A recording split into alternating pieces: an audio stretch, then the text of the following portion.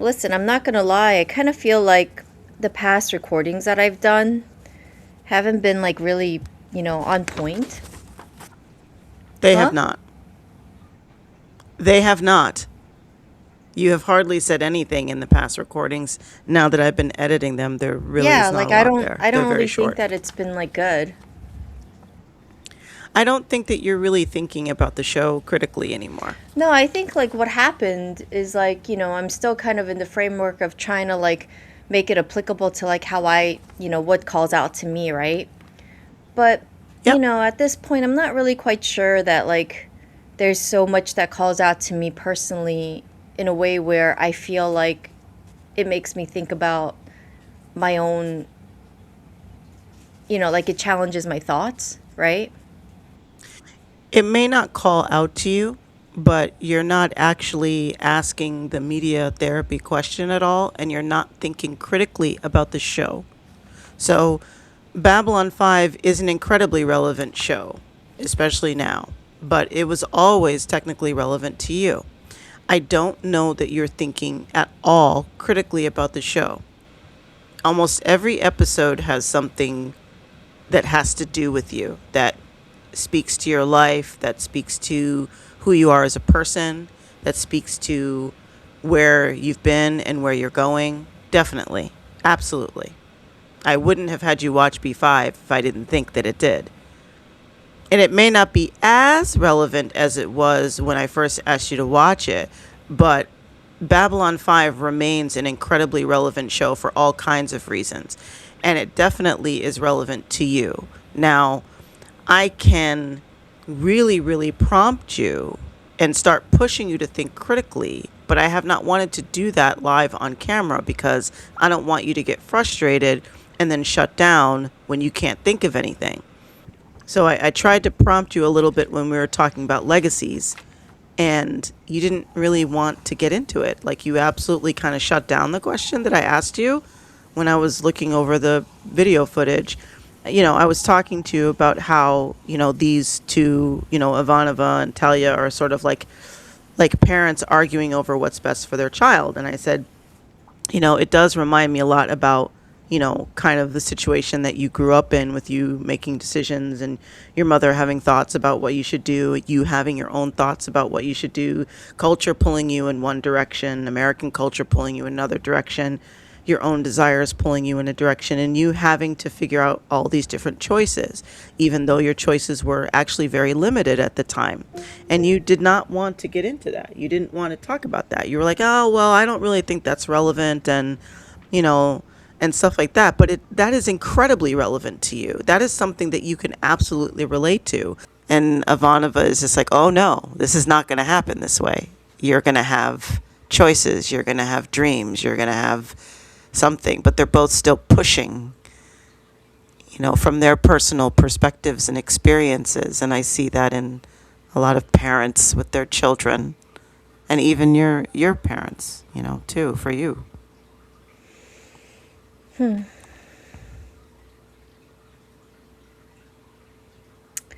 My parents.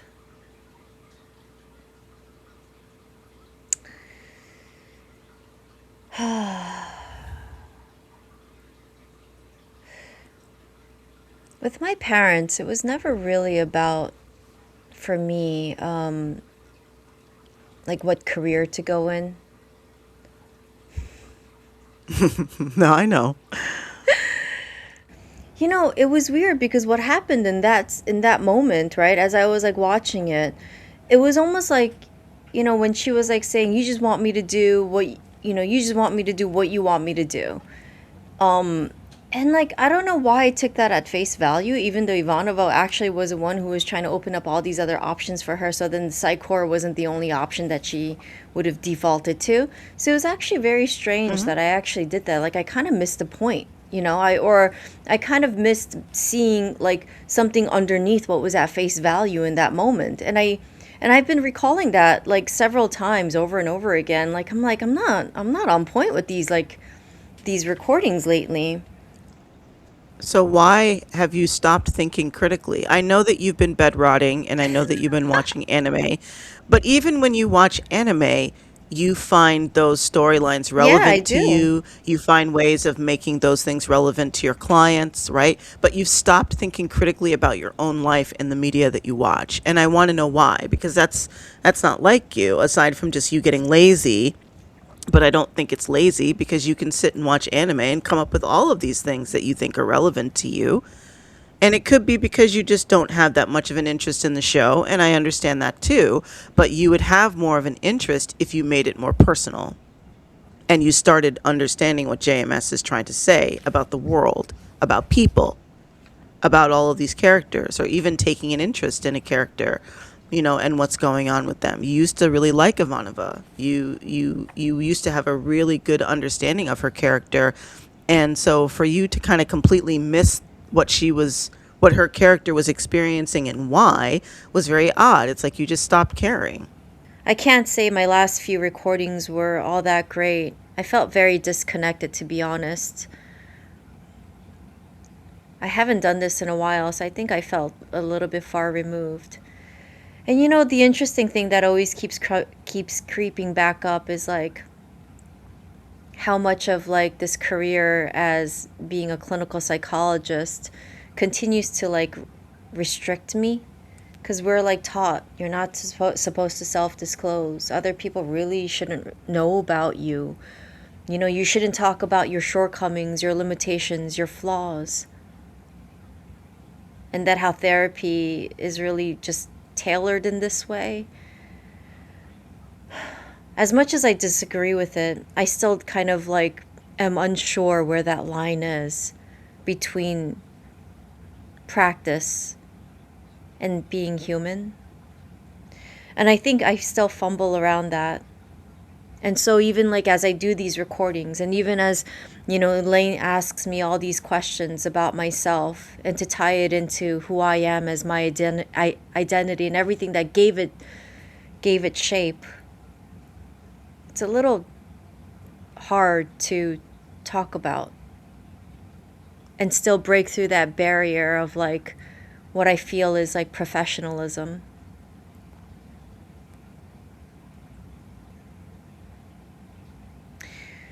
So if my other videos have been a little like off, that is the reason why. You mean, so when we first started doing this, and I mean like 15 years ago, you were very, very reluctant to discuss yourself and talk about your life, because that was something that was very, very drilled into your head, that you're not supposed to disclose information about yourself or talk about your life or whatever in some sort of public way. Then you didn't finally become a licensed psychologist and open your practice until 2-3 years ago, which is when we stopped the last time. Like we got all the way up to like, I think episode 15 or so, and then took another 3 years off because you opened your private practice. So it's almost like now that you are officially doing private practice, that comes back up again, where you're reluctant to talk about yourself and share things about yourself, because now you have clients that, so that old thing that hindered us 15 years ago is now coming back into play. Is that what you're saying? The old thing, it's the old thing back then didn't know how to think about anything. That had nothing to do. Yes, but you still said it back did. then, like, oh, I shouldn't talk I about did. myself. I I did. shouldn't, I did you know. back then, but that was really in combination with like not even knowing what to even like think about anything. There was no aspect of critical thinking. There was nothing there that was able to like even like give it a dream. And what's so funny is I disagree with you, because unlike you, I watch your old videos from back then, and you credit Lawrence with his Absolutely. editing, but you still said some amazingly poignant and powerful things, even when we first started this all those years ago. You watched it, you did have thoughts, you did articulate those thoughts incredibly well. You did. My favorite character so far is Londo. I said that my favorite character last time I started watching the show was Londo as well. He's still my favorite character because he's very likable to me. What I liked about him was how honest he was. Well, how honest he is and how perceptive he is, and also just how realistic he is about things, I guess you can say. Like, he can accept the fact that his people have really failed. Like, they've really been the ones who are responsible in their culture, their group of people not being as powerful and not being as strong, and he can accept that readily. There's also a lot of anger and resentment there, but he's not deluded by that, like the other Centauri are. I think like he makes an impression that the Centauri are still living in this, delusion that they're really these powerful people, but he's not like that, and I like that about him. I like the fact that he's very passionate and very dramatic. It makes him more real and genuine. So I like those characteristics about him as well. And on top of the fact that he's really humorous, that he could still make light of things, given all the tough things that he's been through. So that's why I like him. So far, my least favorite character after the first viewing is 𝘱𝘰𝘪. I have my own personal connections to this, but let me just tell you why 𝘱𝘰𝘪 is my least favorite character. He is very angry, incredibly defensive, unrealistic, and off-putting. In psychological terms, there's a word called countertransference, where it means that whatever the feelings you have of someone else is projected onto is actually, indicative of your own experiences of yourself or your own emotions of yourself. When I look at 𝘱𝘰𝘪, I think about like how angry he is, and like his anger is so loud and so aggressive. And I've been through a period of my life where I've been that angry and that upset and that rageful even. It's incredibly off-putting to me. It's like this behavior that I don't even want to be associated with in myself, and that I don't even want to accept that, that was even part of who I was at one point. So when I look at him, that's the part of me that I see that I don't want to accept so much. So it's a little hard. So he says, "They are alone. They are a dying people. We should let them pass." Commander Sinclair says, "Who? The Narn or the Centauri?" And his response was just simply, "Yes." In that one line that seemed really ambivalent and undecided, it actually was really direct and meaningful. I thought that the line had a lot of wisdom. It was seated in so much wisdom. The way I interpret it, the line was that, like, his belief, it seemed as if his belief is in letting things happen the way it would happen. As if letting the course of events take place in order to come out, have this outcome. That there's this level of evolution involved that naturally happens without interference. That if, either the Centauri die or the Narns die, or if they both die, it would be a result of whatever was naturally occurring. And I use the word natural in a very loose sense. Natural meaning that is what's happening, that there is no interference in what's happening, but that is the historical problem that is ongoing. In that line, I just got the sense that, he believed in this process of evolution, or maybe, this belief that the stronger will live and the weaker will die, and whatever the outcome is. And that the need for interference wasn't necessary in order to change that outcome.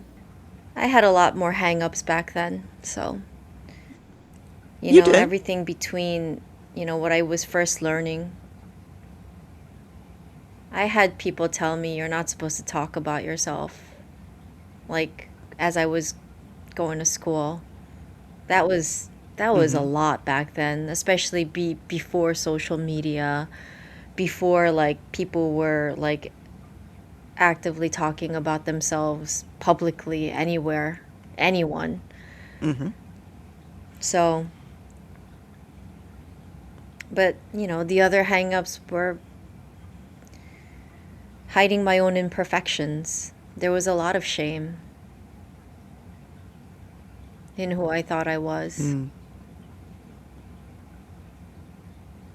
So it was much more than just it was much more than what psychology had taught me. It's just that,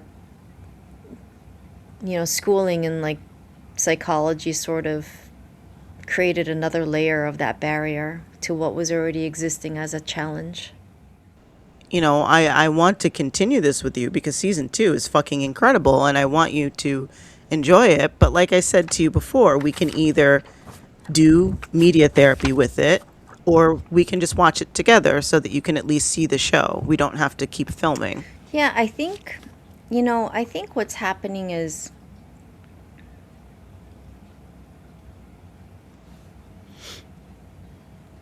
I think somewhere along the way, I don't know how much of it's like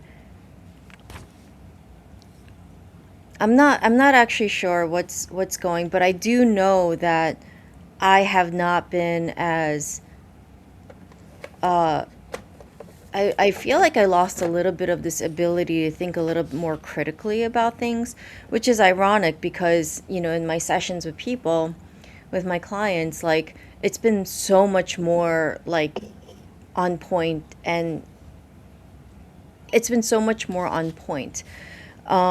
So I'm not really sure where this disconnect is happening, or if I feel like I just keep saying the same things over and over again, and like I don't want to talk about the same things over and over again, because I do know that one of the things that, you said was like, I bring up the same things over and over again, and I don't want to do that either.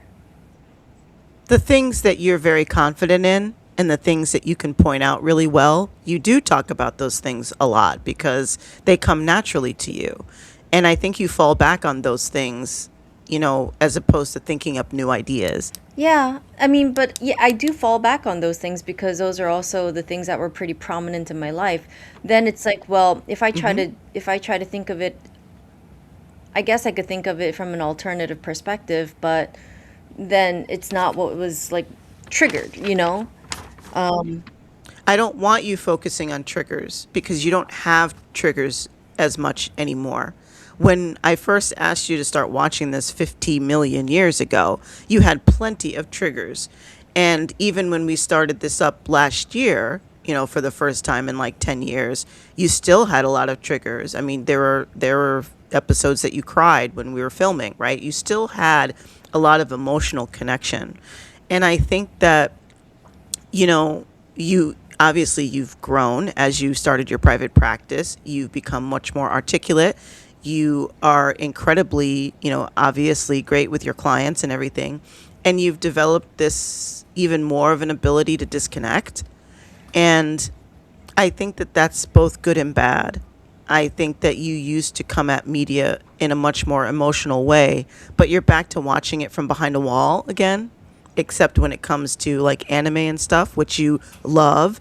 And those things trigger and inspire you because anime is very much a fantasy and an escape for you.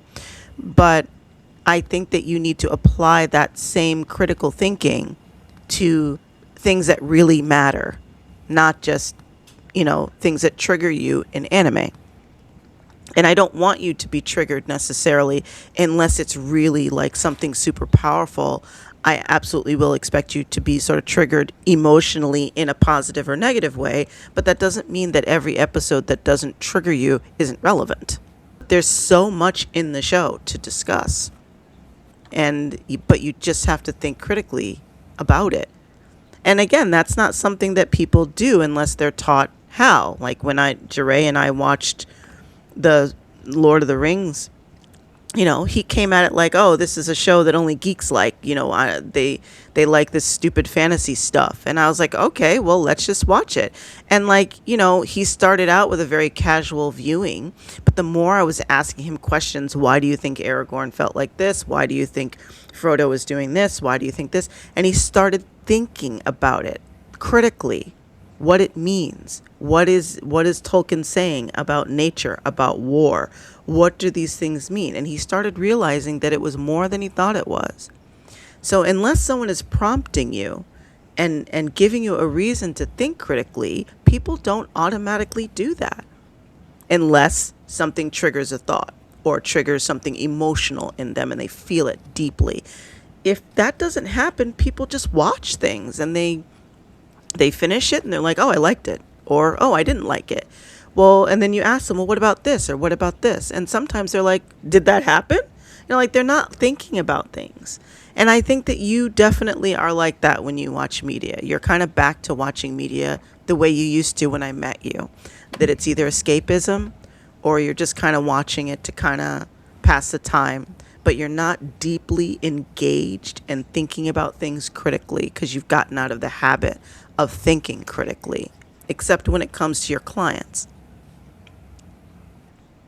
And even then, I don't know that you're a terribly critical thinker. You are an incredibly instinctual psychologist.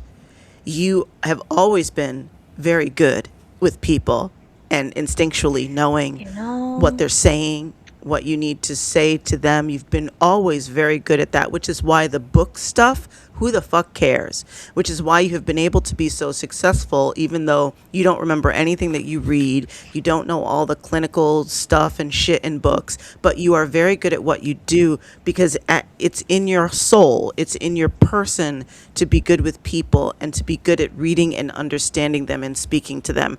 And that's something you've always been good at. The critical thinking part, not so much. That definitely has slipped, right? And as like you're saying all this, and I'm trying to like, I think I've just sort of, maybe this is a lazy thing, where I just kind of default to like just pointing out or focusing on like just the small incidences, the small picture, because like trying to connect everything to the bigger picture just became like a little more tedious. I guess like as you're like sort of giving me this like, lecture and scolding, I think, and I think this is a resonating theme with me, even like as I'm like working with my clients, right? And I see this to be such a profound thing where I'm sitting back and I'm really thinking about this, and in every single character, I see a part of myself. And, and I can't like isolate it as if like to say, well, hey, look, I really liked Delenn in the beginning and now I don't anymore. And now like Commander Sinclair is who I like. And, like, and that is not how I really like feel about it. As I sit back and look at this, it's like, every single thought and every single emotion that every single one of these characters have expressed, I have felt. And I think about how like as you're talking to me, I'm thinking about how I experienced those things in my life. What happened?